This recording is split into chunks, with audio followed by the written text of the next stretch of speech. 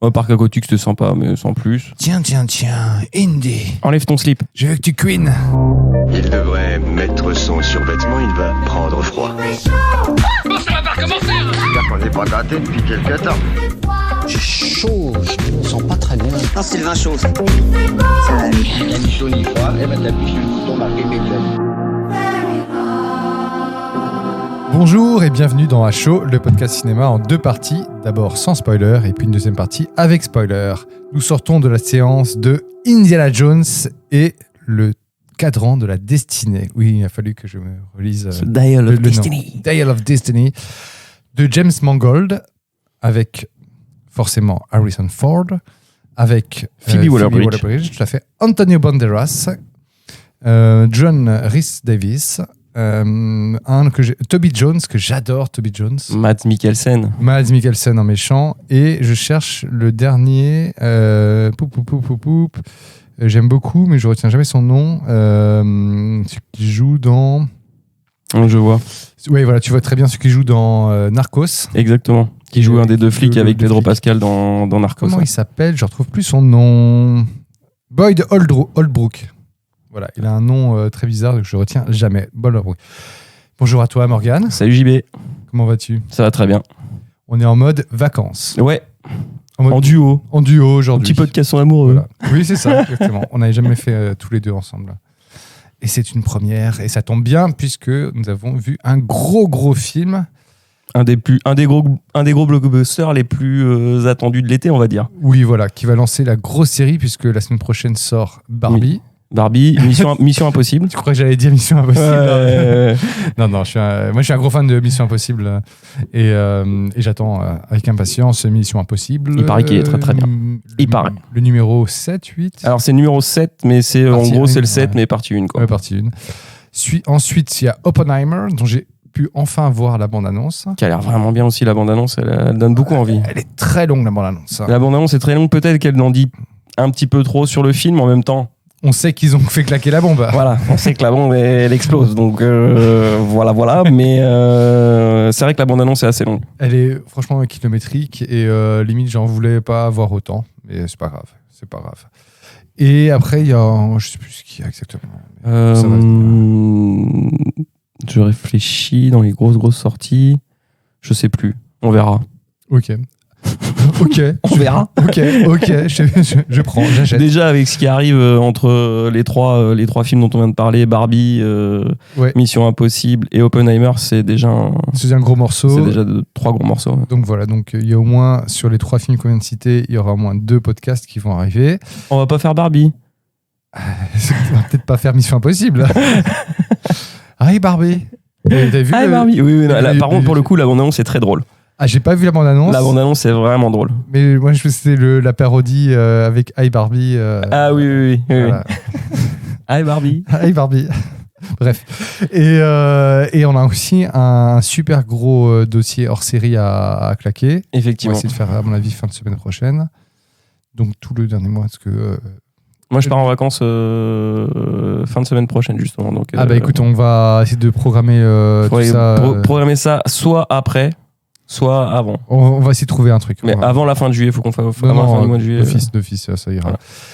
Est-ce que tu peux me résumer ? Est-ce que je n'ai pas mon Lionel qui est à côté de moi ? C'est encore à moi de faire le synopsis. C'est encore à toi. Où tu veux que je le fasse ? Non, je veux bien le faire parce que j'y ai pensé en plus pendant le film. Je me suis dit, très bien. Le synopsis, il va pas être compliqué. Eh bien, tu me sauves parce que moi, je n'avais aucune idée. Je suis très mauvais à synthétiser les choses, donc sache-le. Bon, tout le monde connaît Indiana Jones. Tout le monde. Voilà. Et le film commence pour mettre un petit peu de contexte sur ce qui va faire toute l'histoire du film derrière, c'est-à-dire ce fameux cadran de la destinée. Donc on retrouve Indy dans un train pendant la Seconde Guerre mondiale. Juste à la fin. Ouais, juste à la fin de la Seconde Guerre mondiale. Et on découvre effectivement l'existence de ce cadran de la destinée. Indiana Jones et son pote Basil récupèrent... Joué par Toby Jones, récupèrent la moitié de ce cadran de la destinée. Et tout le reste du film va consister en la poursuite de la deuxième moitié du cadran de la destinée. D'un côté Indiana Jones et de l'autre les nazis qui étaient, le méchant nazi qui était dans le train et qu'on voit au début du film et qui se met lui aussi à la poursuite de ce fameux cadran de la destinée qui aurait comme pouvoir de détecter les fissures temporelles. Putain, tu dis ça très bien. On est d'accord que c'est comme ça que ça se passe. Les failles temporelles, j'aurais pas dit mot fissure. Mais c'est comme ça que c'est traduit, je crois, directement dans le film. Je crois que c'est faille. Mais bon, bref, Ouais, tu as faille, utilisé le mot fissure. Fissure temporelle, faille Voilà, temporelle. on comprend le principe. Dans un très bon Voilà, contexte, voilà. sans aucun sous-entendu, c'est parfait. Et ce cadran de la destinée qui aurait été créé par Archimède lui-même. Archimède. Je Oui. déteste quand c'était horrible. Archimède en anglais, c'était l'enfer. Voilà. Et donc le film, c'est vraiment la course-poursuite entre Indiana Jones qui est à la recherche de ce cadran de la destinée et les nazis derrière. D'accord. Avec, oui, effectivement, Mads Mikkelsen qui joue un le grand méchant. méchant. Ouais. Voilà, qui est un ancien nazi, mais quand on est un nazi, on le reste pour la vie.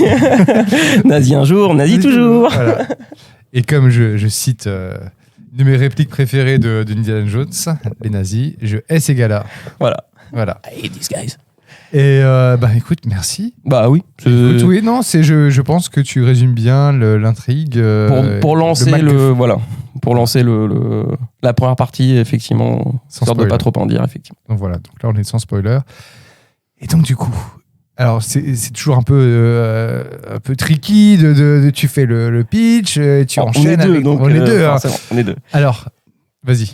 Mon avis sur le film, un peu déçu quand même. Je vais pas mentir, je suis un petit peu déçu parce que oui, on retrouve le Indiana Jones qu'on connaît, même s'il a franchement bien vieilli.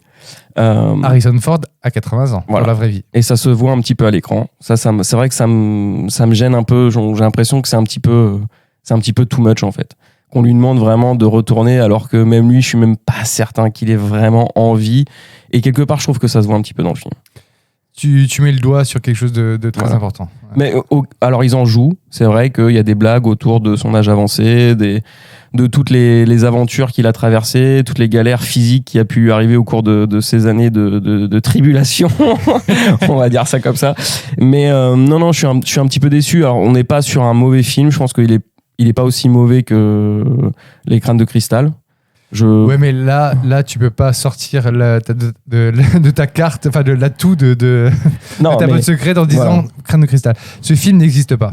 Ce film n'existe pas. D'ailleurs, il y a très peu de références, j'ai trouvé, au 4e épisode. Si Il y ce en a n'est. une. Ouais, il y en a une, le fils. Non, alors il y a le fils et il y a une autre aussi où enfin, c'est pas du tout un spoil, où il dit à Phoebe Qu'il a vu des choses. qu'il a vu des choses hors de la réalité. Oui, bah après, déjà dans le 3 avec. Saint Graal. Oui, voilà. Déjà, là, tu te dis qu'on est déjà plus Bah, trop et dans la réalité. Le premier aussi, le oui, premier avec l'étape de exactement. l'Arche perdue. Donc, on n'est pas. On n'est pas dans la réalité ou dans le réalisme de toute façon avec Indiana Jones. Il y a toujours une part de fantastique. Ouais. Ça, je pense qu'il faut quand même l'admettre que ça fait partie de la franchise. Mais j'ai trouvé que là, c'est allé vraiment trop loin, à l'image un peu de ce qu'on avait eu avec Les Crânes de Cristal. Là, ça va un petit peu trop loin. La course-poursuite entre Indiana Jones et les nazis, ça dure vraiment trop longtemps. Je pense que ça prend les 3/4 du film et c'est tiré en longueur et c'est prévisible à des kilomètres en fait, la manière dont ça va se terminer. Moi, j'avais été un petit peu spoilé sur le fait qu'à la fin du film, il allait se passer des trucs de dingue et tout machin. Donc, j'attendais quand même dans le film que ça avance et qu'on arrive vraiment effectivement à retrouver le cadran dans son intégralité. Mais c'était trop long. C'était encore une fois, je trouve que c'est un film trop long. Le film dure 2h20. Voilà. Je pense qu'il y a une demi-heure de trop encore dans ce film. On reste sur cette tendance des films qui sont étirés dans la longueur et c'est un peu gênant parce que c'est vraiment au détriment du film et de l'histoire et tout ce qui se passe c'est un petit peu un prétexte pour remplir les scènes d'action, de poursuite, de bagarre, de suspense. C'est du indie porn. Oui, voilà, c'est un petit peu du indie porn. Alors ok, je pense que quand on est fan, on va retrouver ce côté exploration, aventure très sympa et très Indiana Jones. Mais j'ai trouvé que tout était un petit peu déplacé en fait. Tu vois, genre c'était pas vraiment j'avais pas l'impression de retrouver moi ce que j'avais pu voir dans les 3 premiers Indiana Jones. Ça perd un peu de sa saveur. Je trouve que ça a vraiment perdu de sa saveur Indiana Jones. Et par moments, j'avais vraiment l'impression d'être plutôt devant un téléfilm de très bonne qualité plutôt que devant... Très bonne qualité quand même. Oui, très bonne qualité parce que les effets spéciaux, etc. Mais je trouvais que dans la réalisation, la manière dont les scènes d'action peuvent être tournées, réalisées, chorégraphiées, les courses-poursuites, etc., c'était pas pour moi c'est pas soigné, j'ai pas trouvé ça propre. J'ai pas été complètement emballé par le film. J'ai trouvé la première heure assez plaisante parce que voilà, c'était peut-être avec la scène d'intro qui dure assez longtemps et puis après la mise en route effectivement de cette recherche de la deuxième partie du cadran. J'ai trouvé que c'était la première partie était peut-être la meilleure, mais après c'est vraiment étiré en longueur et ça finit sur un festival qu'on abordera tout à l'heure. Mais ouais, dans l'ensemble déçu, même si c'est pas un mauvais film. Je pense pas que ce soit une daube, ce film n'est pas une daube, mais c'est pas exceptionnel. Je lui mettrais un petit 12 sur 20, tu vois, par exemple. Ça, c'est ce que je me suis dit. Je me suis dit, allez, si je dois noter le film, je lui mettrais 12. Et qu'est-ce que tu attendais alors J'attendais pas grand-chose. Franchement, j'étais ni excité, ni emballé par le fait d'aller voir ce film. J'étais content de retrouver la musique, Harrison Ford dans Indiana Jones, les petites références au chapeau, au fouet, voilà. Chapeau. Voilà, il y a quelques Easter eggs et quelques références qui sont sympas et ça fait toujours plaisir. Mais j'attendais rien de spécial de ce film. Donc du coup, c'est pour ça que la première partie, j'étais plutôt assez emballé. Je me disais que c'était pas mal, mais la deuxième partie du film, c'est trop long et je me suis honnêtement un petit peu ennuyé par moments dans le film. Donc c'est dommage pour Indiana Jones, quoi. J'entends bien. Je comprends. Dommage. Non, franchement, j'ai le sentiment d'une occasion ratée parce que il y avait de la matière. Au final. Mais en quoi c'est raté justement ? C'est raté parce que c'est trop simpliste. Pour le coup, c'est vraiment trop simpliste. J'ai trouvé que pour moi, le film ne se résume qu'à la dernière partie dont on peut pas parler maintenant et les 3/4, c'est une course-poursuite où on sait exactement où ça va nous mener, on sait exactement comment ça va se terminer.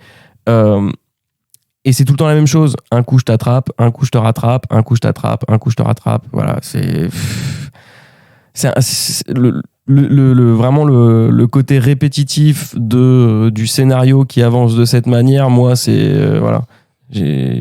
Ouais, je te trouve un peu dur parce que effectivement, c'est l'essence même d'un Indiana.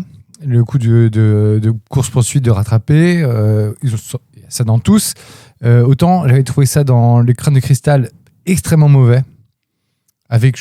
C'était Cate Blanchett c'est ça, mais moi je vais t'avouer que je l'ai vu qu'une fois, Les Crânes de Cristal, et que j'ai très très peu de souvenirs de ce film. Je sais comment ça se termine à la fin avec les extraterrestres, etc. Je me souviens. Mais personne ne se souvient du reste en fait. Il y a Shia LaBeouf quand même qui joue le fils d'Indiana Jones. Oui, mais c'était mauvais. Enfin, je veux dire. Mais oui. Enfin, Shia LaBeouf. Ouais, je trouve que Shia LaBeouf s'en sortait bien, mais le personnage était mauvais. Et c'est là où, il était maltraité. C'est pas forcément mauvais, mais maltraité parce que il y avait un truc au forceps en fait. Autant là, je trouve que Phoebe Waller-Bridge. Voilà. Et si vous n'avez pas vu, c'est Fleabag. Ouais, Fleabag. Il faut absolument que vous regardiez ça. C'est génial. C'est sur Amazon Prime. Ouais. C'est excellent. Et elle est très très bien dedans. Mais je trouve que Indiana Jones, c'est l'essence même. C'est toujours la poursuite en fait. C'est le côté serial, c'est la référence c'est George Lucas et Spielberg au départ, c'est les serials des années 40, 50 qui étaient utilisés pendant leur jeunesse. C'est aussi L'Homme de Rio de Philippe de Roca avec Bebel. Ouais, j'entends l'argument effectivement mais là, pour le coup, j'ai trouvé ça trop systématique et trop facile. Et pas simple, vraiment simpliste.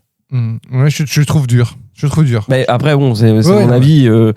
J'ai quand même passé un bon moment devant le film, mais j'étais pas subjugué, quoi. Vraiment. Je ne t'attaque pas là-dessus, pas du tout. Non, mais c'est pas l'idée, je trouve très très dur par rapport à ça, parce que, bon, d'un côté, effectivement, c'est l'essence même, mais je trouve que, ici, dans ce cas-là, ils le réussissent bien.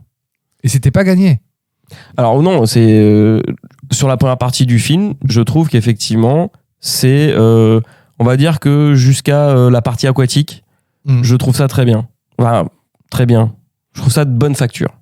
Jusqu'à la partie aquatique, et après la partie justement exploration sous-marine, ça, là j'ai trouvé que là c'était trop long, et ce qui se passe après, pour le coup, trop tiré, enfin pas tiré par les cheveux, mais trop évident, quoi.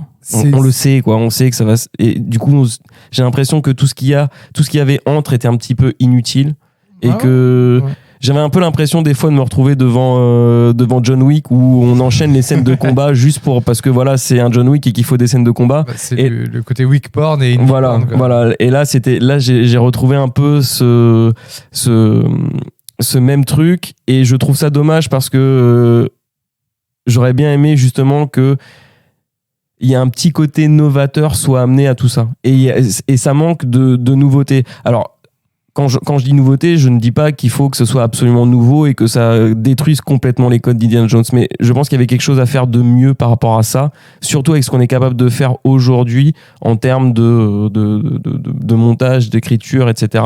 Je trouve qu'il y avait peut-être autre chose à faire, et là j'ai trouvé ça vraiment trop simpliste. Mais je trouve que le souci aussi, c'est que c'est peut-être James Mangold, parce que c'est quelqu'un de très classique. Je suis pas un grand spécialiste de sa filmographie. J'ai beaucoup aimé Logan. J'ai Walk the Line. J'ai pas vu Le Mans 66. Ouais, effectivement, il a quand même fait deux. Il a fait Logan et Wolverine. Le Mans 66. Ouais, Wolverine, c'est catastrophe, mais Logan, il est vraiment. C'est lui qui avait fait 3h10 pour Yuma. Qui était pas mal. Ah, qui est plus que pas mal, qui est excellent comme western. Ouais, enfin, moi, c'est vraiment c'est un de mes westerns préférés, 3h10 pour Yuma. Ah, ok. Ah ouais, je me souviens avec Russell Crowe, Christian Bale, je trouvais le film, pour le coup, je trouve vraiment excellent. Ah bah, faut que je le revoie d'ailleurs. Ouais. Je vais me faire une petite session sinon, western. Walk the Line. Walk the Line, c'est la filmo de Johnny Cash. Pas la bio, pas la filmo, la bio de Johnny Cash. Identity et un bon vieux Sylvester Stallone avec Copland. Ah, mais Copland, il est magnifique. 1997. Il est génial, Copland. Ça me dit rien. Ah, il est excellent. Ah, Stallone. Peut-être que je l'ai vu et que j'en ai pas des souvenirs très. Ah non, vraiment, c'était excellent parce que justement, on partait à l'antithèse d'un Stallone classique en super-héros. Il jouait un flic lambda, et enfin vraiment très très bon. Copland. Okay. Ouais, faut que je regarde. Moi, j'en regarde un souvenir très très chaud de Logan, qui avait travaillé le mythe du super-héros, et particulièrement Wolverine, franchement d'une façon excellente. Vraiment, ce côté, Logan, j'ai vu, c'était ce côté polar, bon. Ce côté un peu. C'est un néoclassique, James Mangold. Il fait du cinéma classique avec les techniques modernes, mais on est sur des choses très très classiques. Et je trouve que ça, c'est peut-être pour ça que ça ressort un petit peu trop dans le film pour moi. Ça a le défaut de ses qualités. Ouais. En fait, vraiment. Ouais. C'est la plus belle expression pour ça. C'est-à-dire que ça fonctionne, mais parfois, il y a un petit manque de personnification, de style particulier. De surprise, de surprise. De changement de rythme. Tu vois, genre, j'ai l'impression que le film est un peu toujours sur le même rythme. Donc, oui, c'est pas faux, oui. Voilà, ça m'a un peu déçu. Ouais, ça m'a déçu. Alors après, c'est aussi peut-être parce que j'en attendais pas grand-chose que j'ai pas été surpris. C'est ce que je suis en train de me dire aussi. J'avais tellement peu d'attentes autour de ce film que, bon, ok, le film est pas mauvais, mais pour moi, il est pas extraordinaire, et ça manque de surprise. Alors oui, on retrouve les caractéristiques d'un bon vieux Indiana Jones, mais peut-être que pour le coup, c'est trop classique, et que j'aurais aimé que ce soit un petit peu plus twisté. Revu et corrigé, tout en gardant l'authenticité. Un peu comme la fin du Crâne de cristal. Non, là, ça va trop loin. Non, je pousse. Mais bon, on parlera on parlera d'autres choses dans la partie spoiler, qui pourront peut-être faire écho à ce qui se passe dans les Crânes de cristal. Moi. Bon, on verra. Bon, et ton avis, toi, JB? Eh ben écoute, moi j'ai beaucoup aimé. Ah. Écoute, il y a des choses effectivement qui sont compliquées. Il y a un problème de rythme vraiment qui entache et qui alourdit le film. Le côté répétitif, moi, par contre, ne m'a pas embêté. Il y a une scène d'action où j'ai pas du tout acheté. Vraiment, la deuxième poursuite. Dans Tanger? Ouais, je trouve que ça a été très chaotique. Ouais. Parce qu'il y a plusieurs protagonistes dans cette poursuite et du coup, il y a trop de choses, trop d'informations. Et Mangold, là, est un peu perdu. Mais le reste, j'ai été touché. Il y a des choses qui sont... Je commence par les choses positives. Je trouve qu'on est dans un vrai indie. Il y a tous les codes du genre de Indiana Jones, mais qui ne sont pas pénibles. Et c'est ça que j'aime beaucoup avec Mangold, parce que c'est quelqu'un de très classique. Et donc, du coup, il me prend pas trop par surprise. Non. Et j'ai pas forcément envie d'être rassuré, mais là, il l'a bien fait. Ouais, il fait honneur à ce que toi tu aimes dans Indiana Jones. Voilà, parce qu'il a un vrai traitement du personnage d'Indiana Jones qui est intéressant, qui est compris. Et ce qui est étrange, parce que Spielberg, pour Le Crâne de Cristal, lui, n'avait pas compris. Ce qui est étrange, hein, quand même. Ce qui était très étrange. Ouais. Après, ce qui est toujours aussi étrange dans le côté étrange, c'est pourquoi Spielberg n'est pas allé. Et ça, c'est une question qui n'est pas, pour l'instant, pas répondue. Mais Mangold, pour moi, il coche toutes les cases. Et dès le début, en fait, c'est marrant parce que j'avais vu des photos promo, genre, je voyais sur Instagram des bouts de bande-annonce. J'avais rien vu avant, mais je tombais et je passais vite fait, je scrollais vite fait. Et je voyais la direction photo de Indy. Je trouvais ça très jaune, très sombre. Et en fait, là, j'ai pas du tout eu de reproche. Ouais. Je suis très classique au niveau de la photo. C'est bien éclairé. Il y a des choses qui sont bien gérées. Je reviendrai juste après pour étayer cet argument-là. Mais j'avais très peur avant. Donc, du coup, quand j'ai été pris dans le film, j'ai quasiment jamais décroché. Il y a effectivement il y a une première partie très ancrée dans une ville, à New York, qui est pour moi excellente, qui est la première heure. Après, quand on n'est pas vraiment dans l'aventure, ça devient un peu plus compliqué au niveau du rythme. Et là, je te rejoins sur effectivement la répétition, même si je te disais le contraire que d'un certain côté, ça ne me dérangeait pas, mais il y avait un côté un peu sur place. Il y a effectivement un turnover à un moment avec une scène aquatique qui ne fonctionne pas du tout, où là, les effets spéciaux, la facilité du scénario fait que les choses sont trop faciles. Alors que on devait arriver sur une difficulté et au final, c'est juste quelque chose qui est validé et qui nous permet de simplement avancer, qui était juste une formalité. Et c'est ça qui est un peu dommage, c'est qu'avec les autres indies, bon, on est obligé de les comparer, chaque épreuve apportait des enjeux supplémentaires. Et à chaque fois, des situations dans lesquelles on se demandait en tant que spectateur comment il va s'en sortir. Là, il y a un souci dans ce Indiana Jones, c'est que le problème vient de Harrison Ford. Il est trop vieux. Ça, je suis bien d'accord. Et il ne veut plus jouer Indiana Jones. J'adore Harrison Ford vieux. Il joue le personnage du bougon. Parce que lui-même est râleur. C'est un râleur, c'est un bougon, c'est un grumpy. Et d'ailleurs, il est très bien utilisé dans Morning Glory, le film Morning Glory, où joue un vieux présentateur vedette à un journaliste qui est catapulté à une matinale, et il y a une petite jeune qui doit gérer ça. Et il doit faire équipe avec Diane Keaton pour mettre en place la matinale. C'est un petit film sans prétention, mais qui est génial. Et dedans, Harrison Ford, il est gronchon. Il est gronchon, pardon. Il est gronchon. Mais il est aussi comme ça dans la série avec l'acteur de How I Met Your Mother en thérapie. Jason Segel, ouais. C'est Shrink. Oui, ouais, justement, j'ai lancé, mais j'avais arrêté. Il joue un peu le même personnage. Voilà, mais en fait, Harrison Ford est ronchon. Maintenant, il est vieux, il est ronchon. Et j'ai aimé au début, mais le problème, c'est que parce qu'en fait, au début du film, on nous montre frontalement Indy à... on ne dit pas qu'il a 80 ans, mais il est à la retraite. Il va partir à la retraite. Il est censé avoir, dans le film, si on suit la chronologie, ça se passe en 69. Dernier 65 ans, 69 ans. Il doit avoir aux alentours de 65, peut-être 70 ans. Max. Ouais, de toute façon, c'est un professeur d'université, ça compte pas vraiment, on peut partir un peu plus tard. Mais il y a le côté où j'adore le fait qu'il soit ronchon, qu'il soit vieux, qu'on voit un vieux professeur qui est en décalage total avec la jeunesse actuelle. On le voit avec une scène où il y a de la musique actuelle de l'époque de 69 avec les Beatles et il râle. Et j'aime beaucoup cette confrontation et je trouve qu'il y a ce rapport à l'histoire. Est-ce que c'est l'histoire et quel est le rapport que Indiana Jones a avec l'histoire qui est vraiment excellent et qui du coup est en accord avec le reste de la saga et le reste du personnage. Ça c'est vrai, je suis d'accord. Ça, je dois être d'accord avec toi aussi parce que j'avais pas pensé à cet angle-là, tu vois, genre l'aspect très historique, archéologique, découverte, voilà. etc. Et ce monde moderne qui arrive. Et en fait, le problème, c'est que ceci devient l'ennemi, en fait, dans la poursuite du film, puisque avant, dans l'Indiana Jones, c'est Indiana Jones qui vivait l'aventure, qui était l'aventure.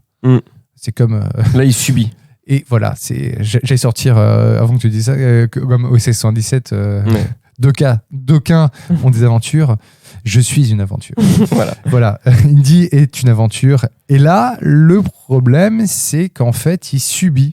Ah, il est fatigué. Et il est totalement à la recherche, à la poursuite de quelque chose qu'il n'a pas envie, qui est emmené par Phoebe. J'oublie à chaque fois son nom de famille. Phoebe Waller-Bridge.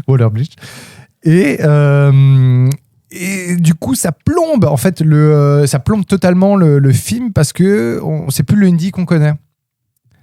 Autant dans le Crâne de Cristal, même si c'est mauvais, Indy est quand même le moteur. Ici, Indy devient comme il devient le sidekick de ses anciens films. C'est lui qui est à côté de l'histoire et qui emmène.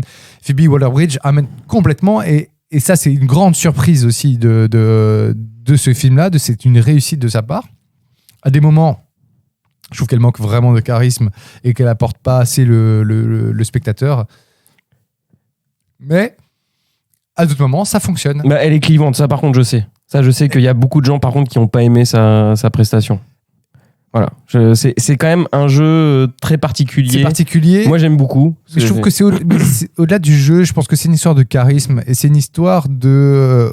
autant son côté roublard fonctionne, autant son côté charmeur et ses petites incursions un peu de petites blagues un peu à la Indy machiste mais version femme fonctionne moins, pas parce que c'est elle ou c'est une femme, c'est juste que elle a beaucoup participé à l'écriture du film, il me semble, parce que tu sens qu'il y a son regard et à des moments ça fonctionne et à des moments c'est un peu à côté de la plaque et parce que en fait ils essaient de recaler du Indy à travers son personnage et c'est là que ça ne va pas. Parce qu'elle doit être son personnage à elle. Ouais, elle est pas trop, forcément. Elle ressemble. Ils veulent trop faire un personnage féminin Indiana Jones. Voilà. Et en fait, c'est non. Presque à suspecter qu'ils auraient peut-être. C'est plus que suspect. Hein. Moi, je pense que c'est plus que suspect. Mais c'est là, en fait, une erreur, je trouve, de leur part, de mettre ce Indy au féminin. Alors qu'en fait, c'est simplement. Elle existe en tant que personnage. Elle a un côté archéologiste, un côté roublard, des choses qui fonctionnent et qui amènent à une autre version du côté aventurier de Indiana Jones. Et là, c'est un peu dommage que ça tourne un peu à côté. Ça me fait penser ce que tu dis, et ça, pour le coup, pour moi, c'est un autre reproche du film, c'est que Indiana Jones, c'est l'aventure, c'est l'excitation, c'est le suspense, mais c'est aussi l'humour. Oui, et là, il n'y a pas... Et là, moi, je suis désolé, mais j'ai pas rigolé. Si, il a des... Enfin, il y a je trouve qu'il y a les 2-3 punchlines qui sont efficaces. 2-3 blagues, notamment certains easter eggs à ce qu'il y a dans les Indiana Jones précédents, peuvent être marrants ou peuvent prêter à sourire, mais je n'ai pas une seule fois rigolé de bon cœur. Bon non plus, mais dans les Indy non plus avant. Si, vraiment, dans les premiers, moi je me souviens notamment la blague du fouet contre le pistolet, t'es mort de rire. Oui, t'es mort de rire. T'es mort de rire. C'est au-delà d'être une scène d'action intéressante, tu finis par mec est bon quoi. Putain, ça c'est drôle. Mais parce que la scène elle est dingue, la scène est géniale et mais on ne retrouve pas ce côté-là justement dans cet Indiana Jones et je pense que c'est dû au fait que Harrison Ford il a démissionné en fait de Indiana Jones. Clairement, c'est ça en fait le souci. Autant fictivement dans l'univers Indiana Jones, dans le multiverse Indiana Jones, ça comme ça, que dans la vraie vie en fait. Et les deux se confondent un petit peu et je trouve que moi ça se voit trop sur sa prestation, sur son envie, sur son... En fait, il manque de panache. Ouais, exactement. Et c'est ça, le problème principal de ce film, qu'on vous dit, c'est vraiment ce panache, cette exaltation, ce petit truc, cette petite magie qui fait que ça aurait pu être encore un film vraiment excellent. Moi, c'est ça, j'ai pas été suffisamment emballé, donc voilà, je suis déçu parce qu'effectivement, c'est Indiana Jones et que tu t'attends toujours à avoir quelque chose de bien avec Indiana Jones, vu la force de cette licence, mais ça manque un petit peu de... Écoute, moi, il m'avait perdu avec le crâne de cristal. Et, là, ils t'ont un peu récupéré. Donc, c'est pas mal. oui, et j'ai eu de l'émotion à la fin. J'avoue, j'ai eu de l'émotion. Parce que, est-ce que t'as versé ta petite larmichette? Ah, je suis pas allé jusque-là, parce que je suis une vraie pierre. Mais je trouve qu'ils m'ont eu. Parce que les choses sont bien préparées et sont bien exécutées. Et en fait, c'est ça qui est génial dans ces... Oui, ça, il y a très peu d'erreurs. Il y en a 2-3 assez grosses que j'ai notées et dont on va parler bientôt. Oui, je vois lesquelles et je vois... En fait, il y a des choses d'aventure que tu pardonnes.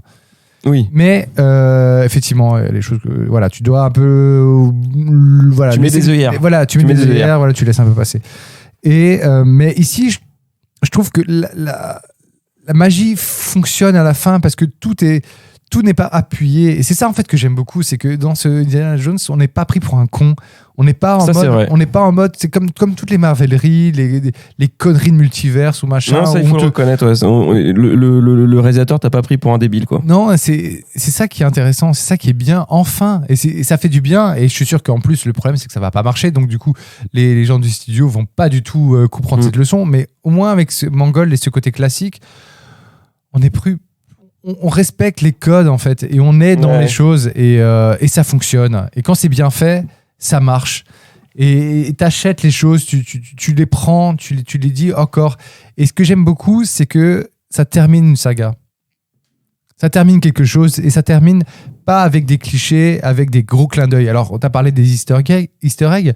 Moi, je les trouve qu'ils n'ont pas été trop appuyés. Non, il y en a pas tant que ça. Il n'y a pas tant que ça. Non. Et quand ils y sont là, ils sont pas là genre à coup de coude. Allez, tiens, t'as vu le Easter egg? T'as vu, j'ai parlé de ça. C'est pas un Star Wars ou les conneries de Marvel ou j'imagine The Flash, parce que j'ai pas vu The Flash. Mais c'était pas en mode remplissage. Voilà. Et ils ont pas besoin de caméo à The Flash pour faire avancer l'histoire, pour pouvoir... Non, là, il y a des choses qui reviennent. Il y a des personnages que t'as déjà croisés qui reviennent et qui m'ont touché. Les petits cadeaux clins d'œil, ils m'ont vraiment touché. Il m'a fait vraiment plaisir de voir un personnage en particulier, de le revoir là. D'ailleurs, je te l'ai dit, quand il est apparu, je fais oh putain. Et ça c'est bien. Et ça, il faut dire, il faut encourager les gens, respecter ça, prenez ça et appréciez. Ok, il y a des choses qui sont pas bien. Ok, il y a des choses qui sont un peu plus problématiques au niveau du rythme. Harrison Ford, il est un peu compliqué au niveau de son côté ronchon, mais au moins, il y a des surprises. Là, sur la fin, je ne m'attendais pas du tout. Et il y a ce côté où on fait bien les choses. Je voulais aussi terminer par deux petites choses. Après, on va passer à la partie spoiler. La première scène, donc, qui est un flashback de la fin de la guerre où il y a le fameux de-aging. Donc, c'est la technologie qui permet de rajeunir. Qui est à moitié réussi et à moitié raté. Ouais, je suis d'accord. J'ai pas trouvé ça époustouflant parce que je trouve que dans les expressions du visage, ça se voit qu'on est sur du numérique, sur du digital, sur de l'effet spécial. Voilà, le petit jeu de Harrison Ford qui est typique que seul lui peut faire. Tu le retrouves pas ici. Qui son côté, pas son panache, mais sa nonchalance, ce côté un peu, je prends les choses un peu à la légère et t'inquiète pas, tout va bien se passer. Ça marche moins, parce qu'il n'y a pas le petit rictus au bon moment où il est un peu à côté de la plaque. Et d'autres moments, je me dis, merde, il y a un plan où Mangold travaille bien avec la lumière, il y a un jeu de lumière qui arrive sur lui, sur son visage, et je me dis, putain, c'est quand même dingue, quoi. Ouais, là, non, c'est vrai que la technologie est folle. On avait eu quelques extraits de cette technologie dans la série Mandalorian, quand ils font revenir Luke Skywalker. Ouais. Donc là aussi, c'était assez bluffant. Ah là, j'étais sur le cul. Et même, il y a un mec encore plus fort que Marvel qui a refait les mêmes images. Donc, il a repris les séquences qu'il y avait dans Mandalorian. C'était pas Dr. Frankenstein? Je ne sais plus, mais en tout cas, il a refait la séquence. Ouais. avec sa propre techno. Et c'était tellement bien qu'il a été engagé par Trop Disney. bien, trop bien. Ah ouais, histoire vraie. Le mec, il a repris les images de Mandalorian, il a fait mieux. Et Disney allait le voir et fait bon, bien bossé pour nous. Putain, pour une fois, Disney fait bien les choses. Voilà. Et ça, c'est génial. Après, le côté, le reste des effets spéciaux, parfois, on est un peu limite. Où on sent quelque chose et Ouais, surtout, ça s'est surtout senti, moi, sur la course-poursuite à Tanger, où t'es là, tu fais oula. ouais, puis c'est pas assez foufou au niveau de on n'est pas sur par exemple, Mission Impossible ou un John Wick où il y a des effets de mise en scène qui font que t'es pris. Ouais. Là, on reste encore un peu classique et il y a des moments où il s'en sort pas avec ça. Mm. Et dernier point que je voulais aborder, c'était la musique. John Williams. John Williams. Et alors, c'est très marrant parce que quand j'ai entendu les premières notes, les premiers thèmes, je me suis dit, J'ai l'impression d'être dans Star Wars, moi. Non. Ouais, sur les premières notes, je te Mais- jure. et oui, parce qu'en J'avais fait, l'impression, au tout début du film, tu dis, on a l'impression qu'on va avoir la marche impériale qui va démarrer là tout de suite. Là. parce qu'en fait, j'ai eu la même sensation, mais en fait, un peu différemment. C'est-à-dire que quand j'ai entendu les premières notes, je me suis dit, mais tiens, c'est Michael Giacchino qui fait la musique. C'est Non. plus John Williams. Et j'ai attendu à la fin du générique, j'ai vu John Williams. Parce que Giacchino, il a fait la musique de Rogue One. Et j'ai retrouvé certains petits thèmes, certains arrangements de la musique de Rogue One, du soundtrack, dans cette soundtrack ici. Moi, direct, dès que la musique elle a commencé, je fais ok, c'est bon, c'est John Williams qui est là. Je savais pas, j'avais pas été vérifié, mais direct, je savais que c'était John Williams. Les premières notes, c'est sûr et certain, Ah ouais. c'était du John Ah Williams. bah c'est marrant, parce que moi je me suis dit Michael Giacchino, et en plus Michael Giacchino a été adoubé par John Williams, et c'est lui qui a repris les musiques de tous les spin-offs de Star Wars. Et donc, comme il avait été adoubé par John Williams, étant son futur, son nouveau, le représentant et le futur de John Williams, je me suis dit, tiens, ils ont pris Giacchino et pas John Williams. Giacchino, j'adore hein, les musiques de Lost, par exemple. Mm. Incroyable. Non, C'est lui qui fait tous les thèmes musicaux dans la série Lost. Et c'est. non, c'est un Ouais. très très bon. Et pourtant, et c'est bizarre parce que moi je me suis dit, je pensais que John Williams, il avait arrêté avec le film de Spielberg, Fabelmans. Je pensais que c'était son dernier. Il a peut-être fait une dernière pige histoire de. Histoire de. Bah oui, quand même. Parce que le monsieur, il a quand même bientôt 87 ou 90 ans. Alors attends, je vais aller voir un petit peu les films. Enfin, la musique, il y a des thèmes qui sont intéressants. J'ai pas été ravi, waouh, mais j'ai trouvé ça bien. Non, c'était la musique est, on va dire, à propos. Et à propos, voilà. Elle est pas Ouais. mauvaise, pas non plus exceptionnelle. Et quel âge il a, le monsieur? Giacchino, alors. Non, je pense que tu regardais Williams. Ah, John Williams. Je crois qu'il est né en 34 ou un truc comme ça. John Williams. Est né en 1932, Ah bah, tu vois. le 8 février. Donc le gars, Ouais, donc il a quand même 91. Il est effectivement pas tout jeune. Il doit un peu sucrer les fraises. Bah, il le fait bien en tout cas. Ouais, oui, il le fait très bien. Il le fait encore très très bien. Je pense qu'on peut aller sur le parti avec spoiler. Avec plaisir. Allez, musique. Musique, maestro. Stay where you are. Don't move. Who are these people? We need to get out of here. Are they with you? Not an inch, Miss Shaw. Miss Shaw, stop!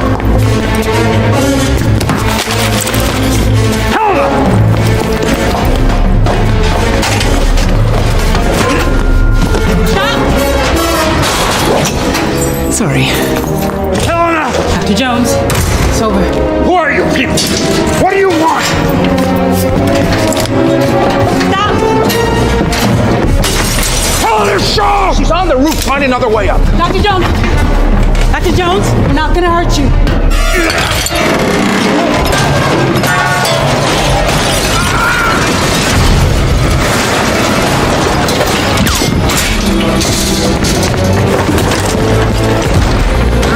Et c'est reparti pour la partie avec spoiler de Indiana Jones et le cadran de la destinée.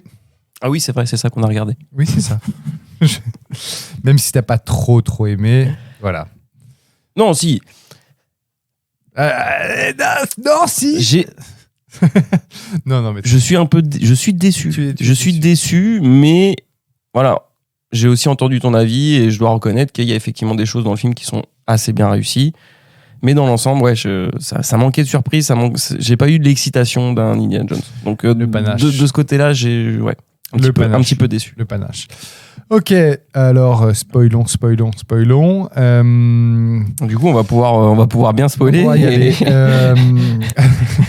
Par quoi commencer Commençons tout de suite par la fin, hein, parce que pour moi c'est vraiment là où je trouve. Alors peut-être que j'attends de voir ce que tu vas dire toi, mais moi le côté on retrouve le cadran de la destinée, donc ils finissent effectivement par reconstituer le cadran. Ouais, mais ça c'était obligatoire. Prévisible. Mais en même temps, c'est ça qui était intéressant, c'est de voir, ok, qu'est-ce qui va se passer avec ça. Voilà. Même s'il y a le côté faille temporelle, machin. Moi, je t'avoue que je savais pas du tout vers quoi ça allait aller. Et bien, on est allé dans le délire de on remonte dans le temps. Ouais, mais en même temps, il y a une subtilité, c'est-à-dire que le cadran de la destinée ne fait pas genre on va partout. Non, il faut. On revient au moment d'Archimède. C'est ça. Alors non, je pense que.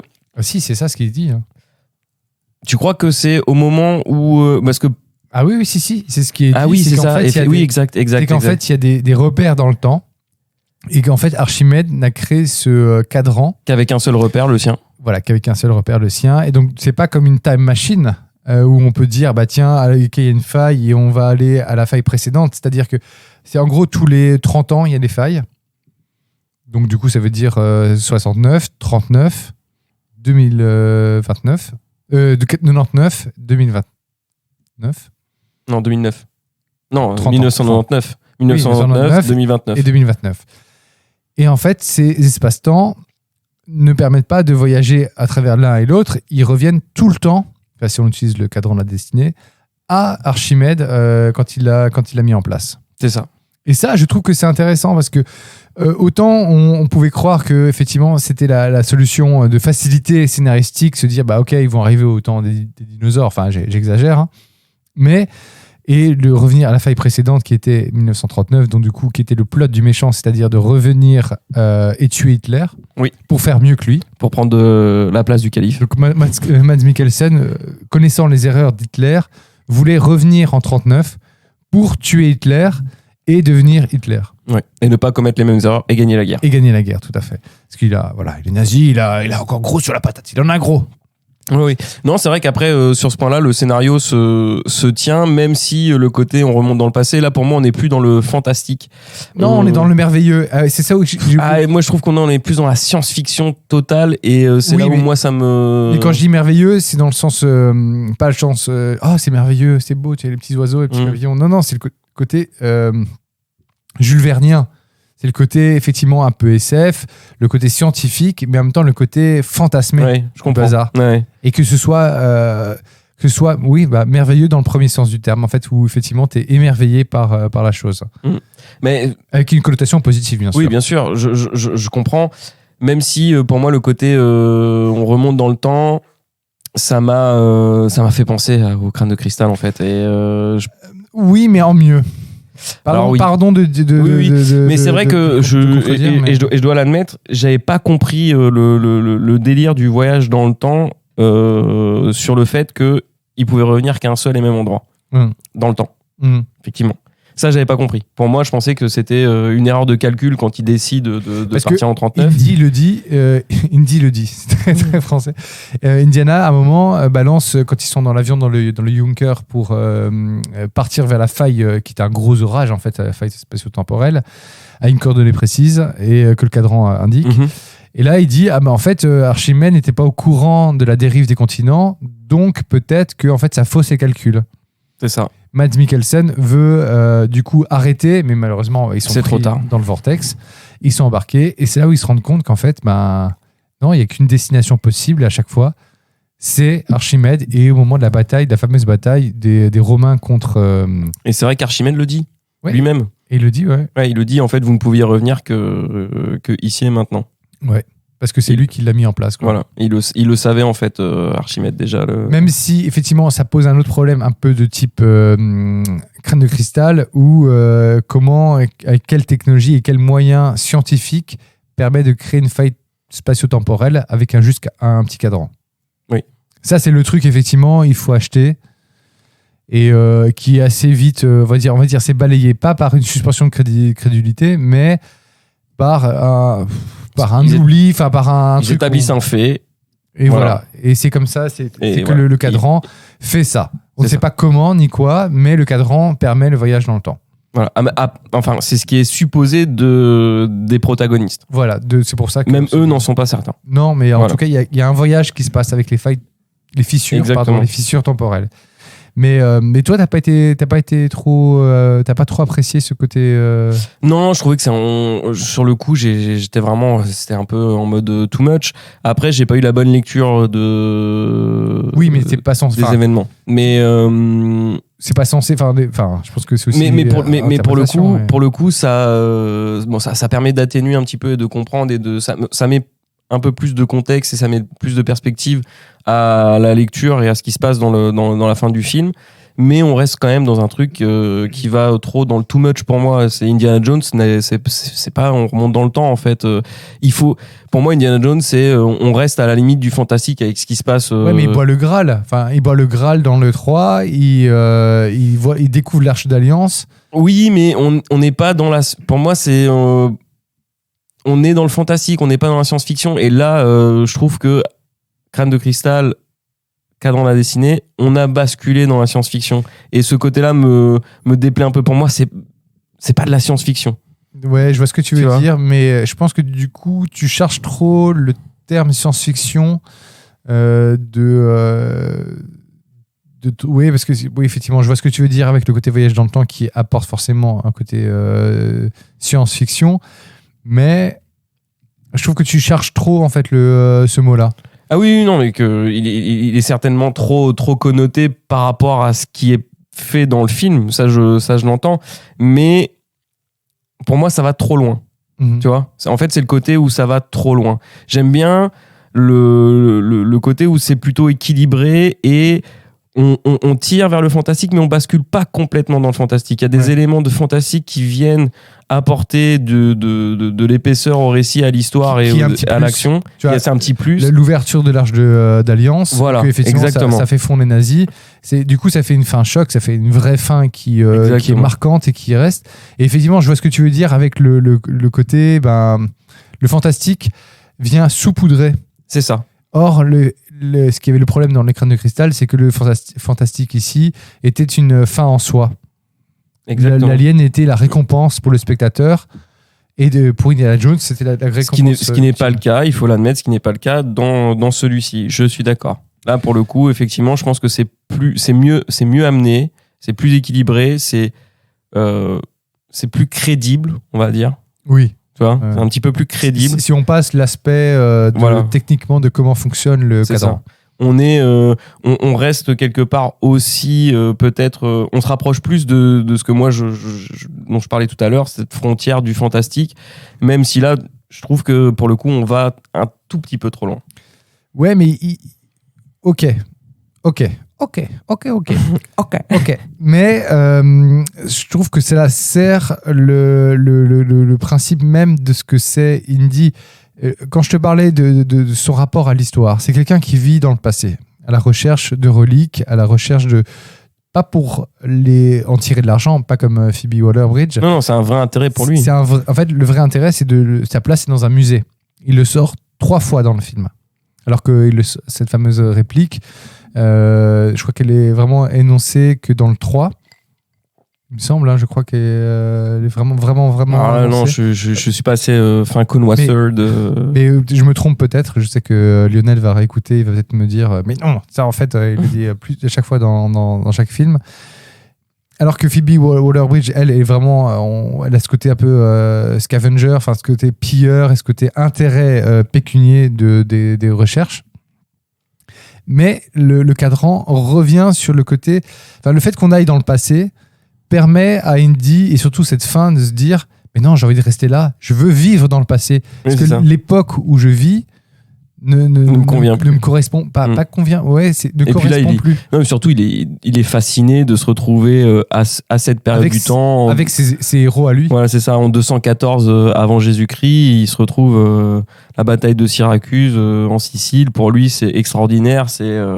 C'est Disneyland de l'archéologie parce que Carrément. donc Il vit dans Voilà. dans ce qu'il étudie. C'est compréhensible qu'à la fin, il ait envie de rester, mais il peut pas. Il peut pas rester parce que sinon il. Ah, mais là où j'étais surpris, parce que je m'attendais à ce qu'il reste. Ah non, moi par contre j'étais persuadé qu'ils allaient. Je voyais pas du tout ça. Alors là, pour le coup, s'il était resté, j'aurais vraiment trouvé ça hyper naze. Bah, c'est facile. Voilà, j'aurais trouvé ça beaucoup trop facile. C'est bien qu'il soit pas resté et qu'il ait cette fin heureuse. Parce que c'est une fin heureuse pour lui. Oui, c'est une fin heureuse avec le retour de Marion qu'on avait malheureusement aperçu dans Le Crâne de Cristal, où il avait fait revenir et il avait fait partie de l'aventure. Et je trouve que ça ne marchait, mais alors absolument pas dans Le Crâne de Cristal. J'étais pas du tout enfin, je croyais pas du tout au personnage. Alors que là, je retrouve, ok, il y a la référence par rapport à leur fameuse scène où ils s'embrassent à des parties du corps, pour ceux qui connaissent très bien. Et ok, je vois la référence, ok, j'accepte, mais pourtant ça a marché sur moi et ça m'a touché parce que du coup j'ai revu, même si tu vois les papiers du divorce au début, il y a ce petit truc drôle où il y a la photo de Marion qui est posée sur le frigo de Indy, et il met un magnet devant pour la cacher. Ouais. Et après à la fin où elle ouvre la porte du frigo, lui qui enlève le magnet en 2 secondes discrètement. C'est fait, c'est même pas appuyé, il n'y a pas un gros plan où tu vois la main de Indy qui enlève. C'est fait avec subtilité. Ouais. Mais alors peut-être qu'il faut expliquer, du coup, maintenant qu'on est à la partie spoiler, pourquoi il y a ces papiers du divorce et pourquoi finalement Indy est seul au début du film. Parce que son fils qu'on voit dans Les Crânes de Cristal, Shia LaBeouf, s'est engagé dans l'armée et est apparemment décédé. Et Marion n'aurait pas réussi n'a pas accepté la mort, ouais. Et Indy n'a pas réussi à la consoler et ça a détruit leur couple. Et ils se retrouvent quand même malgré tout à la fin et ça c'est beau. Et ça c'est beau. Et c'est marrant parce que le traitement de Shia LaBeouf dans le 5 et je trouve 10 fois mieux que dans tout le 4. Ah oui, c'est vrai, il est pas là. Et pourtant il est pas là. Ouais. Et en même temps, il y a une logique qui a le côté, le fait qu'il meurt à la guerre. Le fait qu'il meure à la guerre, et pas n'importe quelle guerre, au Vietnam. Donc c'est quand même important par rapport à l'histoire des États-Unis. Et c'est ça qui est intéressant, c'est ce rapport entre Indy qui vit clairement dans le passé et l'actualité on est dans le futur avec cette parade parce que ça se passe en juillet 69. Au retour de Neil Armstrong, Buzz Aldrin. Du premier voyage sur la Lune. Apollo 11. Apollo 11, tout à fait, qui était le 21 juillet 69. Et en fait, c'est intéressant ce parallèle entre Indy, qui est un homme du passé, qui ne se correspond plus dans ce présent et qui a les yeux tournés vers l'avenir en 69, où vraiment, on voyait la Lune, ça y est, on est dans le futur, la nouvelle frontière. Ouais. Et lui, ses frontières, c'était les anciennes. Et c'est ça que j'aime beaucoup, c'est ce rapport avec son fils. Et quand il en parle, il le cite une première fois où il se fait rejoindre par Salah parce qu'il est recherché pour meurtre dans New York. D'ailleurs, ça, c'est très mauvais d'ailleurs. Ça, c'est un problème du film, je trouve. Oui, cette affaire, parce qu'on complètement zappé. On reviendra après dessus. On peut en parler tout de suite. C'est un prétexte. C'est un prétexte qui pousse Indiana Jones à se lancer finalement dans une aventure dont il n'avait pas vraiment envie. Mais voilà. Il est de nouveau sauvé, mais en même temps, parce qu'il refuse le MacGuffin, donc l'objet de la recherche de tout le film, c'est-à-dire le cadran, il le refuse complètement, parce que pour lui, c'est une babiole qui n'y croit pas, au côté fantastique, et au côté, lui, il ne voit que l'intérêt archéologique de la chose. Et il y a Salah qui vient, donc Salah qui est joué par John Rhys Meyers, qui revient. Davies, pas Meyer, parce que je confonds avec Jonathan Rhys Meyers. Ouais. C'est Jonathan Rhys Davies qui joue Gimli dans Le Seigneur des Anneaux, et alors qu'il fait quasiment 2 mètres, le mec. et donc le fait de voir, de revenir avec ce côté, on revient au premier Indiana Jones, au 3e aussi, il apparaît dedans. Enfin, il y a un côté nostalgique qui est à mort. Et là, à un moment, il parle de son fils et tu apprends que son fils est décédé. Et c'est fait de façon subtile. Ça revient une deuxième fois, quand ils sont dans le bateau. Oui, où il raconte exactement ce qui s'est passé. Il raconte exactement ce qui s'est passé. Enfin, en gros, il s'est éloigné de Marion. Il divorce parce que, en fait, son fils est mort. Et je trouve touchant. Je trouve que c'est réussi. Oui, c'est vrai que le discours est... Alors que ça pourrait être un pis-aller de scénariste à la con de nos jours, où on tombe dans un truc nostalgique, ou alors au pire, on n'en parle même pas, où on en fait une pirouette à la con, comme la pirouette à la con qu'ils ont fait sur Sean Connery, qui joue le père de Indiana Jones, qui l'ont fait mourir dans le 4e, Ouais. le cristal. La référence est foireuse, ça ne marche pas, alors que là, tout est juste, il y a très peu de mots qui sont dits, tout passe dans l'émotion et le jeu d'acteur de Harrison Ford, parce qu'il est quand même très très bon, le bougre, et ça fonctionne. Ouais, je suis d'accord. Et du coup, ça légitime la relation avec Marion et le fait qu'ils soient Ouais. séparés, et du coup, ça fait que ça fonctionne sur la fin. Parce qu'on a été préparé petit à petit. Non. Mais c'est vrai qu'en entendant tout ça et en prenant un petit peu de recul, je reste déçu, mais je me dis que c'était quand même pas un mauvais film, quoi. Voilà. Bah écoute, je suis content d'entendre. Non, je dois admettre que c'est pas un mauvais film. C'est vrai que tout mis bout à bout, il y a des erreurs dans le Mais film. il y a des choses. il y a des erreurs dans le qui film. vont pas. Il y a des erreurs. On peut d'ailleurs reprendre un peu le cours du film et revoir un petit peu. On a la première partie, effectivement, donc la poursuite dans le train qui est très bien réalisée, je trouve, qui est très. Il y a certains plans qui sont limites. Hein. Il y a certains plans. On a soufflé au même endroit. Ouais, c'est ça. Notamment un des premiers plans, on le voit courir sur le train. Là, j'ai eu peur. Ouais. Le tout premier. Ouais, le tout premier plan où on le voit courir sur le train de loin, j'ai eu peur. Vraiment. On s'est regardé, je fais oh là là, ça part mal cette histoire. Mais après, force est de constater que cette scène est hyper bien réussie. Après, il y a l'introduction, effectivement, retour d'Indy étant présent à New York avec justement cette parade qui se prépare et la rencontre entre lui et la fille de Basil qui est jouée par Phoebe Waller-Bridge, Wombat. Et Basil qui joue par Toby Jones. Voilà, c'est ça. Et donc, il y a cette première scène un petit peu d'action entre les nazis qui sont à la recherche du cadran de la destinée parce qu'ils savent que en fait le cadran nazis en 69 qui sont aidés par la CIA. Exactement. Et donc Phoebe Waller-Bridge est à la recherche du cadran, les nazis aussi. Les deux savent que la première partie du cadran, c'est Indiana Jones qui l'a conservé dans son université, dans les archives de son université. Et donc le film part là-dessus. Et honnêtement, les deux combinés, moi je trouve que le début du film, entre justement ce passage dans la Seconde Guerre mondiale, même si la toute fin est, je trouve, un petit peu bâclée de cette première scène, avec les nazis qui sont arrêtés sur le pont et puis après les Anglais qui arrivent, enfin on voit le drapeau anglais avec un nouveau train, c'est très c'est un peu confus. La fin de cette scène là est un petit peu confuse. On enchaîne directement sur retour temps présent Indy. Là ça repart, c'est très bien. Je trouve que la scène de course poursuite dans les rues de New York j'allais venir justement est vraiment sympa pour le coup et assez réaliste, assez crédible. Malgré le fait que ce soit des trucs un peu de fou, j'ai trouvé ça quand même assez crédible et assez bien réalisé. Qu'as-tu pensé du cheval ? Alors le cheval, pour moi, ça, j'ai pas été choqué. Il y a quelques parties dans le métro où il rentre dans les tunnels où on est quand même à la limite de. Voilà, il faut acheter. Mais ça marche. Il faut acheter, mais je veux dire dans le genre scène d'action complètement éclatée au sol, improbable et folle. Il suffit de regarder le dernier Fast and Furious pour comprendre que voilà, tu l'as vu ? Oui, enfin non, je l'ai pas vu en entier, mais j'ai vu les 5 par minute avec ce casse où ils emmènent accroché au cul de leur bagnole un espèce d'immense coffre-fort, ce qui défie. Enfin, c'est une scène qui défie absolument toutes les lois de la physique, de la gravité. C'est n'importe quoi. Mais après, c'est très spectaculaire. Ok, mais ça reste n'importe quoi. Là, on est plus dans une scène d'action, de poursuite qui reste spectaculaire, mais on verse pas dans le n'importe. En fait, à aucun moment dans ce film, on ne verse dans le n'importe quoi. Et sauf peut-être pour moi un petit peu à la fin avec ce délire de voyage dans le passé, mais encore une fois, avec la nouvelle lecture que j'ai du film, passe encore. Mais c'est vrai que dans le reste du film, je trouve qu'on bascule jamais dans le grand n'importe quoi. Oui. Même s'il y a des petites scènes, des petites erreurs. Même si on flirte, en fait, là, on flirte des choses qui sont pas très crédibles, mais en même temps, comme c'est fait avec respect, c'est con, hein, comme mot, j'aime pas dire c'est fait avec respect. Non, c'est. Non, il a respecté clairement le côté Indiana Jones et peut-être un peu trop.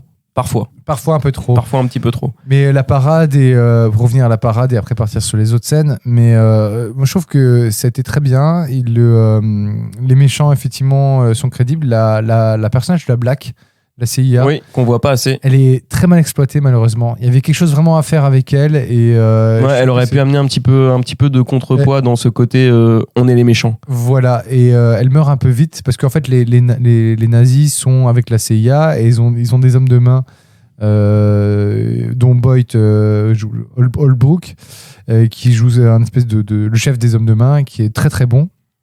Mais il y a une déception sur sa mort, il y a une déception sur la mort du gros nazi, c'est le baraquet, qui est très décevante, alors qu'on te le vend comme une montagne. Et d'ailleurs, il est gigantesque. Il est gigantesque, cet homme. Ce mec, c'est incroyable. C'est un enfer, quoi, un enfer de muscles. Et la parade, c'est super intéressant avec le croisement où, enfin, quand il croise. Quand il dépasse en cheval, Neil Armstrong, Buzz Aldrin. Ça, c'est bien foutu. Ça, c'est vrai que c'est le clin d'œil est très sympa. Sympa. Tout con, et ça fonctionne et il le foire pas. Et effectivement, là où je trouve ça patine, c'est le côté de les recherchés pour meurtre, parce qu'il y a eu des assistants ou de son université qui sont tués par les nazis. Voilà, tout à fait.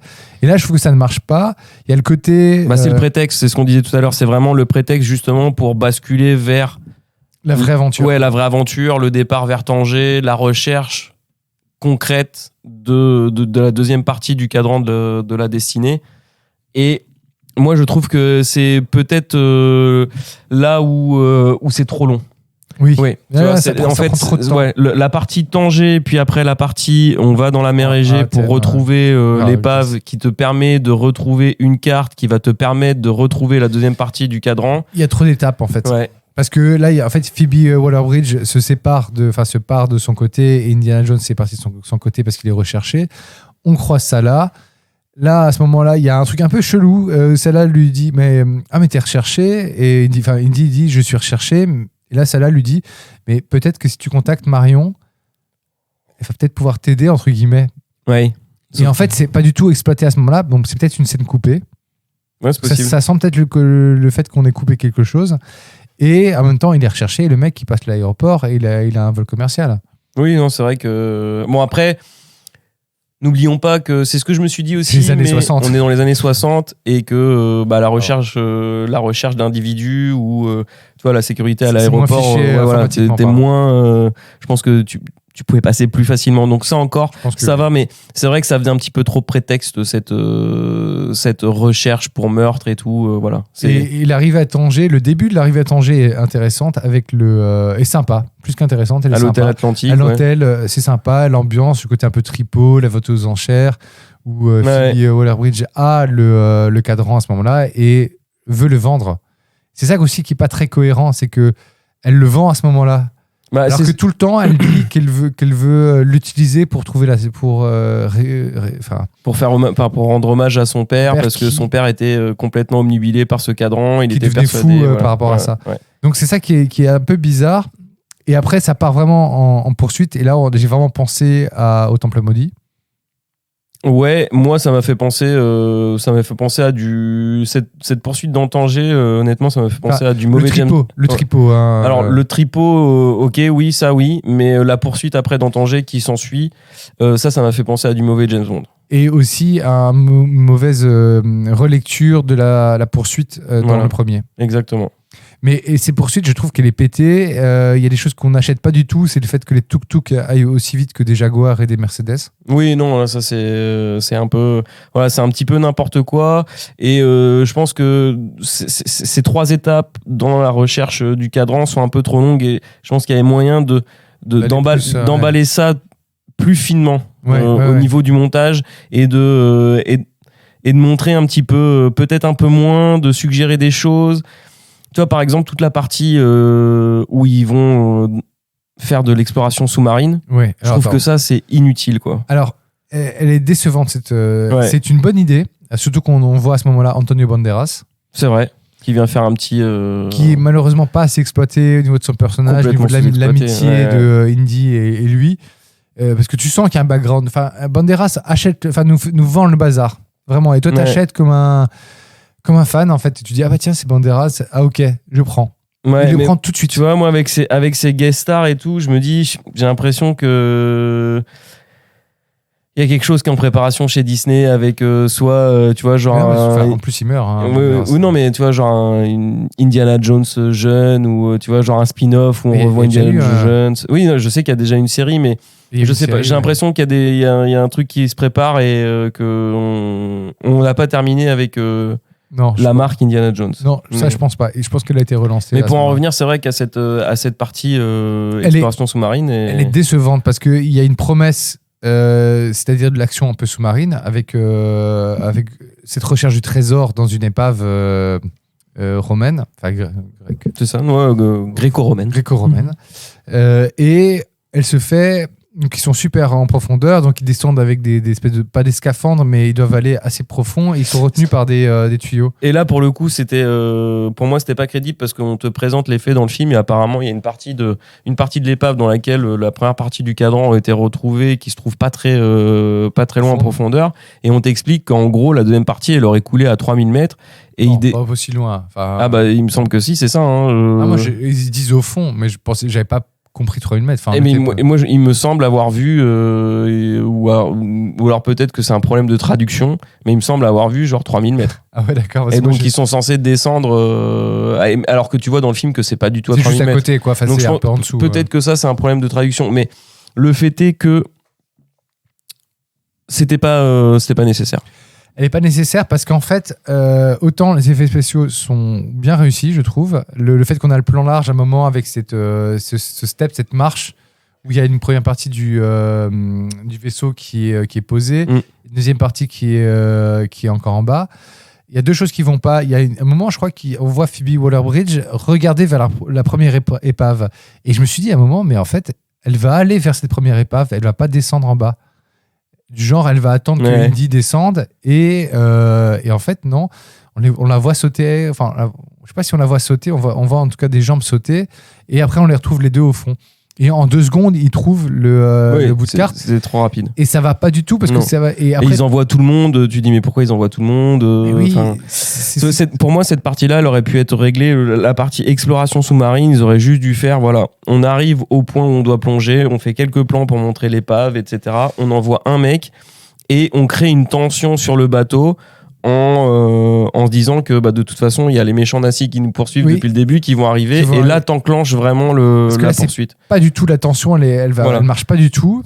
Je pense que déjà rien que ça tu peux enlever 10 minutes de film, 10-15 minutes de film qui sont pas nécessaires et tu gagnes en rythme et tu gagnes ou alors réduire sur la poursuite de Tanger et mettre un peu plus longtemps en mettant plus d'enjeux parce que là il y a juste le seul danger c'est même pas les nazis, c'est des espèces d'anguilles. Oui c'est ça. Et franchement, ces anguilles, ça va pas. T'as pas le stress du cordon qui les retient à l'air en haut, qui peut s'en mêler quelque part. Non, c'est un peu bâclé. Voilà. Franchement, cette séquence ne sert à rien. Il y a 2-3 effets spéciaux qui sont intéressants. Ce plan large, où effectivement, tu vois les deux parties du vaisseau, du bateau qui est échoué dans la profondeur, qui est intéressant. C'est bien, c'est beau au niveau numérique. Non, et puis ça aurait été bien aussi d'avoir un petit peu de plus de matière en termes d'exploration archéologique avec ce bateau qui a l'air incroyable et pour moi c'est là où le film c'est son plus gros défaut. Je pense que c'est vraiment il est juste un peu trop long et cet enchaînement de scènes entre Tanger, la poursuite, l'exploration sous-marine puis on va en Sicile et tout ça s'enchaîne avec à chaque fois les mêmes principes au niveau scénaristique de on arrive en premier, on vous rattrape, puis après c'est vous qui arrivez en premier, puis après c'est nous qui vous rattrapons, et puis ça arrive une 3e fois, et puis ça arrive une 4e fois pour finir à un endroit où on sait très bien que c'est comme ça que ça va se terminer. Voilà, et c'est ça qui est pénible. Voilà, et ça pour le coup, moi c'est ça qui m'a un petit peu dérangé, et qui m'inciterait pas à dire que vraiment on est là devant un grand film parce qu'il y a un vrai problème de rythme, il y a un vrai problème de longueur. On est d'accord. Ouais. Et c'est trop simple en fait. Mais tu sais ce qui manque, en fait ce qui m'a manqué aussi, là je me rends compte, c'est le côté un peu historique. C'est que tu avais ce côté avec, par exemple, l'Arche d'Alliance, à des moments il en parlait, il l'expliquait. Là on parle une fois du cadran d'Archimède et de ce que c'est Archimède. Ouais, c'est pas assez expliqué. Au tout début, quand il fait un cours magistral et que tout le monde en a rien à foutre de lui. Donc ça, c'est intéressant parce que ça remet en écho avec les premiers cours. On le voyait où les filles avaient marqué I love you sur les paupières. Et puis, c'est ça. Là, tu vois qu'ils ont tous là en train de se faire chier. C'est un vieux, là, il est plus beau gosse, il a plus d'exploits. Il a la classe. Il a la classe, mais bon, pour ses élèves, c'est un vieux grincheux, quoi. Donc, clairement. S'ils avaient compensé ces différentes poursuites par des moments plus historiques d'explication de ce que c'est le cadran. Ouais, je suis d'accord. Un petit peu plus d'équilibre. Voilà, un peu plus posé, pas forcément posé, mais quelque chose de juste un peu plus historique, en fait, archéologique. D'explication, on ne demande pas non plus effectivement d'être dans un cours magistral d'archéologie, mais je trouve que, peut-être un petit peu trop d'action. Après, ça permet quand même de ne pas trop s'ennuyer, mais l'équilibre est pas bon. Alors que c'est aussi ça, Indiana Jones, c'est aussi ce côté. Le problème, c'est qu'il y a de l'action et on s'ennuie quand même. Parce que le souci de films tels que Fast and Furious, c'est que ça n'arrête jamais. Et le problème aussi, c'est sur d'autres films, c'est que tu vois trop les moments de pause, action, les moments de pause, action.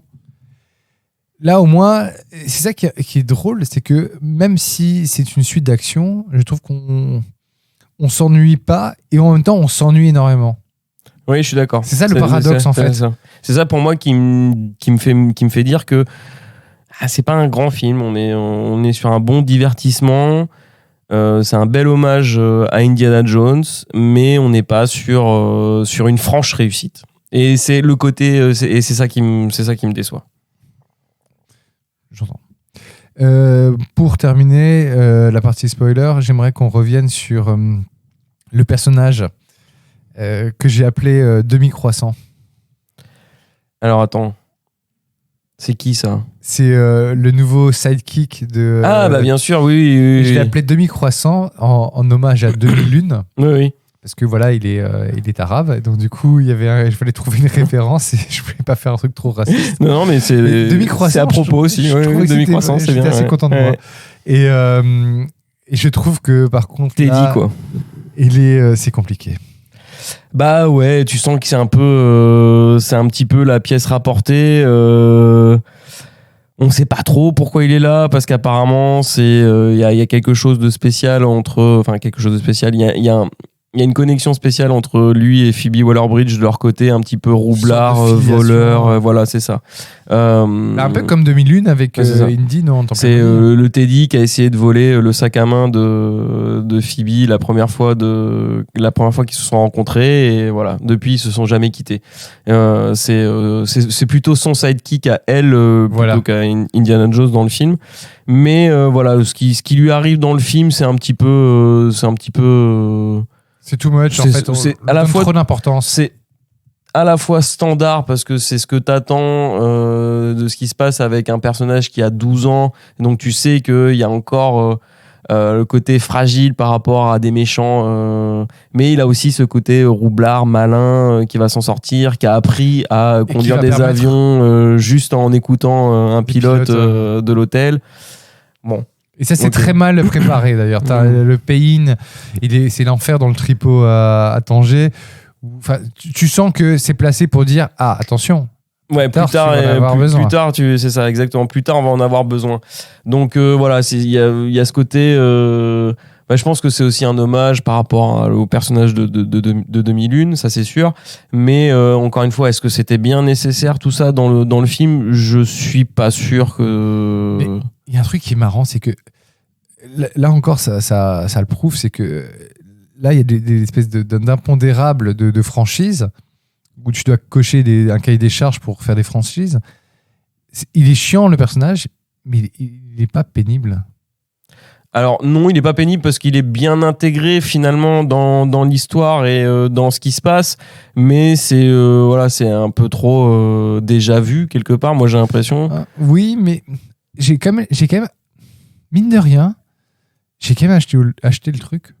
Bah, c'est ça qui est bizarre, c'est que j'ai beau dire que t'as eu du mal, mais j'ai eu du mal, mais en même temps, j'ai pas détesté, je me suis pas dit non parce que ils nous prennent pour des gneugneux quoi. Non, parce que c'est quelque part, et tu l'as dit toi-même, même si c'est amené dès le début du film, ce côté où bon, il va être le sauveur parce c'est lui qui va réussir à prendre un autre avion pour suivre l'avion des méchants et aller sauver Indiana Jones et atterrir à Syracuse en 200 avant Jésus. Exactement. Mais non, c'est bien intégré, c'est cohérent. Le film est cohérent dans ce qu'il raconte. Il y a des trucs qu'il faut effectivement avaler, mais ça reste cohérent dans son ensemble. Et encore une fois, on n'est pas pris pour des cons. Donc, non, chapeau voilà. Monsieur Mangold. Là, pour le coup, il faut quand même avouer que de ce côté-là, je serais curieux de voir quand même des critiques ultra négatives sur ce film en disant c'est vraiment mauvais. Et je suis curieux d'aller voir un petit peu des critiques après pour des gars sur YouTube ou trucs comme ça pour voir un petit peu ce qui s'en dit de ce film, parce que je suis curieux aussi de voir un petit peu quelles sont les lectures que d'autres personnes ont pu avoir de ce film. Tout à fait. Je viens de voir le box-office. C'est sorti donc il y a une semaine. Ouais, ça a pas très bien démarré. C'est à 164 millions de dollars.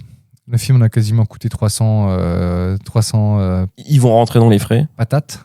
Ils vont rentrer dans les frais entre les recettes aux États-Unis et à l'international, mais ça va pas être un carton. Et c'est un peu dommage parce que voilà, je pense que ils méritent d'être soutenus. Je suis d'accord, mais est-ce qu'en même temps, tu vois, genre un 6e, est-ce vraiment nécessaire? Est-ce qu'on... Alors, tu peux aller vérifier s'il y a une scène post-générique ou pas.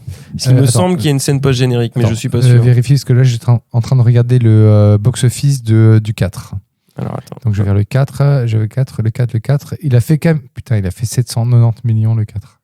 Ouais, mais le 4, c'était différent parce que ça faisait... C'était 15 ans. Ça faisait longtemps. Là, ça fait 15 ans aussi. Oui, c'est vrai que ça fait 15 ans aussi, mais... La hype n'était pas là. Voilà, les gens sont restés sur le 4 et la déception du 4 et moi je comprends en fait. Ouais, mais bon, alors, il y a quand même 790 millions. Hein. Une scène post-générique, point d'interrogation. Merci, pas de publicité, c'est l'enfer. alors, la dernière sortie. Alors, suspense. Non, Indiana Jones et le cadran de la destinée ne comporte pas de scène post-générique. Il n'y a pas non plus de scène de milieu de générique. Lorsque le film devient noir et que les noms commencent à défiler, c'est la fin de l'histoire. Est-ce qu'il y en avait une pour le royaume du crâne du cristal? Je crois que oui. Je vais aller vérifier. De nouveau, petit meublage. En tout cas, bon, après, tu pourras... Mais oui, en tout cas, c'est gentil de nous écouter, de nous soutenir. Au pire, tu pourras couper. Au pire, je peux couper. J'ai pas coupé. Donc, n'hésitez pas à partager, à en parler autour de vous, de notre podcast. On adore, on vous aime. J'essaie de trouver des trucs, je suis mauvais pour ça, moi. Puis bon, il est tard aussi. Moi, j'arrive pas à voir, mais a priori, je crois que... Je crois qu'il y avait un truc, hein. Je crois qu'il y avait quelque chose en lien avec Shia LaBeouf. Pour moi, dans mon souvenir. Et j'avoue que j'ai vu qu'une fois. Donc c'est un vieux ressucé d'il y a 2008, depuis il y a 15 ans, quoi. Non, j'ai pas l'impression qu'il y a des scènes, il y a une scène post-générique. Parce que je me souviens, la dernière scène, c'est l'histoire avec le chapeau qui est poussé par le vent et qui va vers Shia LaBeouf, un truc comme ça. Ah, bref. La dernière scène, c'est le mariage. Oui, c'est le mariage, et à la fin du mariage, il y a le chapeau de Indy qui vole et qui arrive sur les pieds de Shia LaBeouf. Non, je vois pas. Mais ça me dit quelque chose, effectivement. Alors peut-être que c'est avant, je ne sais pas. Non, bref. Bon, voilà, on vous laisse regarder ce film. Et on vous laisse aller voir Indiana Jones quand même, que au final on conseille, hein, parce que voilà, surtout si vous êtes grand fan d'Indiana Jones, je pense que vous allez quand même passer un bon moment. Mais voilà. Ok. Voilà. Bah écoute, pareil, je vous conseille d'y aller. Vraiment. Allez. Soutenez Harrison. Allez au cinéma. C'est important d'aller au cinéma. On dit n'importe quoi, il est 1h30 du matin. On finit sur du aller au cinéma. Voilà, c'est ça. On fait les petits vieux. Écoute, avant de On fait tomber. petite partie reco vite Ah, fait. toi, t'as carrément t'es chaud, toi. Peut-être petite partie reco. Silo quand même. Silo on est en a déjà terminé. parlé. Ouais, Silo la saison 1 terminée. C'est très bonne qualité. Ah, bah, je suis content que t'aies comme bien aimé. toujours.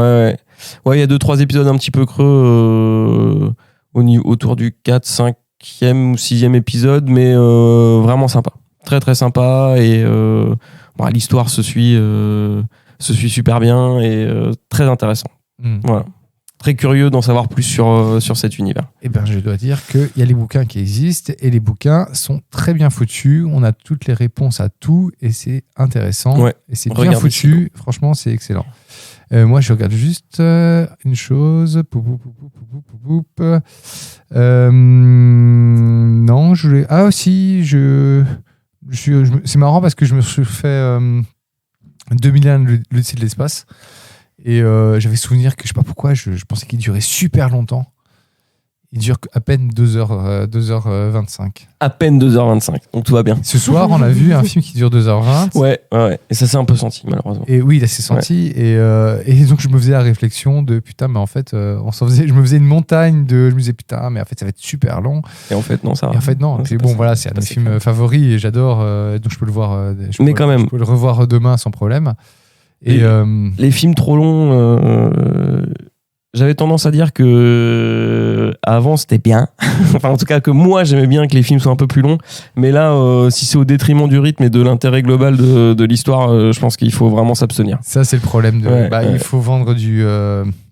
Voilà, faut vendre l'expérience du cinéma, quoi. Oui, je comprends, mais quand c'est trop long et que c'est mal fait, c'est chiant. Hein. Eh oui, mon petit gars, eh oui. Mais bon, voilà. Allez voir quand même Indiana Jones. Voilà. Il est cool. Allez. Et regardez les autres aussi. Sauf le 4e, qui n'existe pas. Bref. Allez. Dans ton monde, il n'existe pas. Non, il n'existe pas. Allez. Pour la petite anecdote, je l'ai dit avant, mais j'avais acheté le coffret Blu-ray de Indiana. Et étrangement, Tu as perdu le 4e disque. Le 4e disque n'existe disparu. pas dans ma collection. Il est caché quelque part. Je ne sais pas. Non, il n'est même pas caché. Il a disparu. Vanish. Tu l'as cassé. J'ai jeté. Tu l'as jeté. J'ai jeté dehors en disant il aura une autre vie. Allez, une relique. Ce sera peut-être une relique dans 2000 ans. Voilà, c'est ça. On sait pas. J'assume. Allez, on va clôturer Fertiche pour ce soir. Oui. On peut arrêter là, je pense. Eh bien, merci d'avoir suivi. Vous pouvez nous retrouver sur tous les réseaux podcastiques. Apple Podcast, Spotify, Google Podcast, Amazon, Deezer. N'hésitez pas à partager, à parler autour de vous et à nous envoyer des commentaires et des messages sur le répondeur. Sur le répondeur.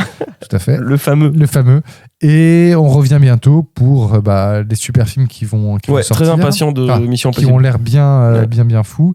Et on a aussi notre spécial HS, notre hors-série qui reprend les 3 derniers mois sur les films qu'on a vus et qu'on n'a pas traités dans ce podcast. Ouais. Il y en a quelques-uns.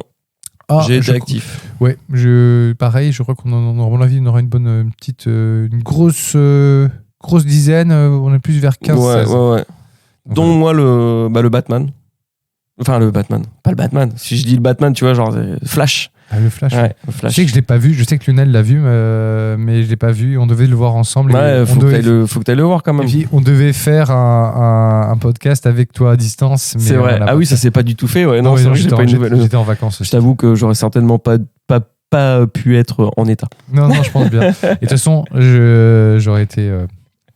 J'étais en vacances là. Donc, moi aussi, de toute façon, j'étais en vacances, donc voilà. voilà. Impossible. Eh bien, monsieur. Pardon, je tousse en plus dans le micro, comme un baraki. Bonne nuit à cette heure-ci. Bonne nuit. Bonne journée si vous écoutez ça le matin. Et portez-vous bien. Allez, ciao. Ciao.